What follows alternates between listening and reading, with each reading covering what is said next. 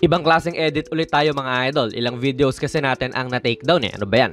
Ito mga idol no, set play talaga ng US ito. Sadyang si Lebron lang din ang gumawa ng pasa. Pero siya rin kasi ang pinaka-capable talagang gumawa ng pasa nga sa lineup na ito. Pin down sabay curl kasi to kay Steph. Siguro ginagawa na rin talaga ni Coach Steve Kerr to early in the game para magkaroon ng kumpiyansa si Steph gawa nga nung hindi maganda ang mga numero niya ngayong Olympics. Kaya binibigyan siya ng play.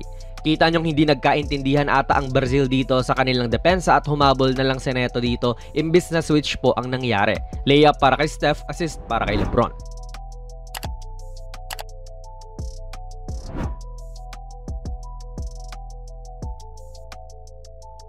From defense to offense naman to, ganito rin talaga ang solid pag may Lebron ka. Taon Embiid itong si Caboclo talaga, pero syempre dahil nga sa mga screen napunta na lang si Lebron dyan kay Caboclo. And syempre, kayang-kaya mag-match up nito dyan sa Brazilian.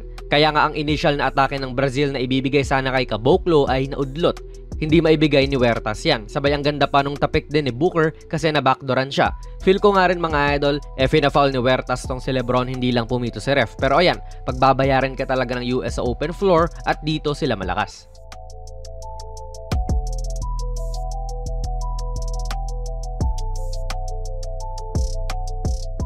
Active din talaga to sa depensa at makita mo yung level ng wisdom din ito ni Lebron sa basketball dahil ikaw ba naman 22 years ng pro. Basang-basa niya yung kalaban kahit sa shot pocket inabangan na niya. At tulad kanina, kumubra na naman siya ng assist buhat ng depensa.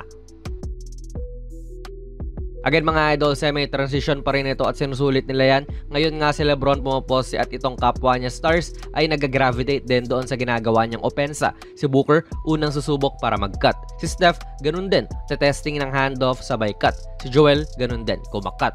So sa lahat ng player movement din ay yan, edi naiwan na lang po si Lebron mag-isa dyan sa left block kontra kay Mendel. Ayaw niyong pagpasahin, edi sinolo na lang niya.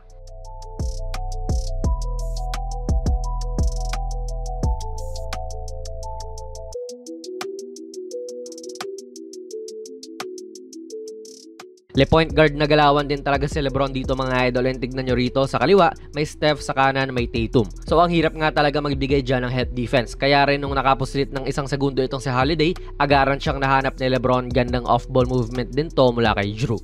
Dito muli sa semi-transition dahil nga sa kanina pa nga pasa ng pasa si Lebron, iba na yung naisip ng depensa. Tignan nyo to si De Paula, imbis na magbigay dyan ng help sa pagsalubong kay Lebron, pumunta na lang siya kay JT kasi baka pasahan siya. E di malamang inatake ni Lebron yan kung walang tatapat sa kanya na helper.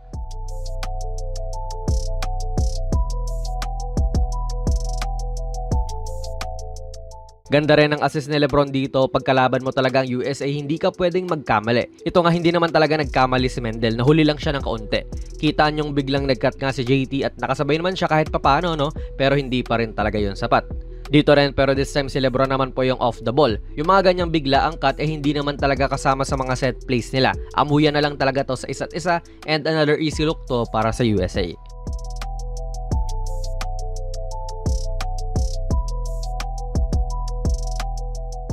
Ganon-ganon lang mga idol, at natapos po ni Lebron ang laro with 12 points, 3 rebounds, and 9 assists. Hindi na nga rin po siya naglaro ng 4th quarter. Mula kalagitnaan ng 3rd quarter, gawa na rin po nung nakasalo siya ng siko sa kanyang mata.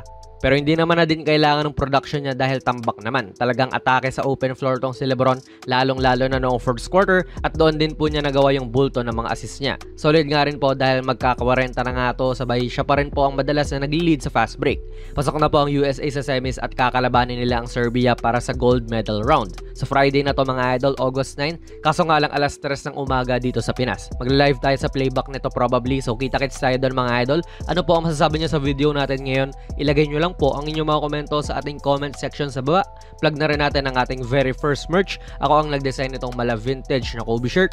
$6.89 lang yan mga idol, at ayan po ang nilalaman kapag bumili ka.